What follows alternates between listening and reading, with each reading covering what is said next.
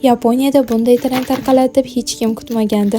O'sha pechenye va yogurtdan qilingan chizkeyk trendi. Chunki yaponlar hamma narsani o'z qoidasi bo'yicha qilishga o'rganishgan. Ulardan yangi ixtirolar kutish mumkin, lekin mavjud g'oyalarga yangilik kiritishni yoqtirishmaydi. Men trendlarni borligicha ko'chirib olishni yoqtirmayman. Shunga oz bo'lsa ham o'zgartirish kiriting deb matchadan foydalandim. Issa organik matchasidan turli shirinliklar uchun foydalanganimizga bu pishiriq matchasimikan deb o'ylab qoladiganlar bor. Lekin aslida unday emas. Birinchi hosildan olingan oliy nav matcha bo'lgan uchun har yili miqdori cheklangan bo'ladi. Yaponiyada bu navni pishiriqqa ishlatib olish isrof deb hisoblashadi. Lekin agar premium sifatdagi shirinliklar tayyorlamoqchi bo'lsangiz, oliy nav matcha ta'm va sifatni butunlay boshqa darajaga olib chiqadi. Matcha ayniqsa Ramazon oyida juda foydali. Chunki uni tarkibidagi moddalar yog'larni parchalab, ochlik hissini kamaytiradi. Insulin sezgirligini oshirib, qondagi shakar miqdorini muvozanatlashga yordam beradi. Ramazonda uzoq muddat och qolish metabolizmni pasaytirishi mumkin. Matcha choyi esa metabolizmni 17% gacha oshirish xususiyatiga ega. Va albatta matcha organizmni suvsizlanishdan himoya qiladi. Undagi antioksidantlar va elektrolitlar suyuqlik balansini saqlashga yordam beradi. Men saharlikda matcha ichsamgina uxlab qolmasdan erta kunni boshlay olaman. Sizchi Ramazonda saharlikdan so'ng qayta uxlaysizmi yoki kuningiz erta boshlanadimi?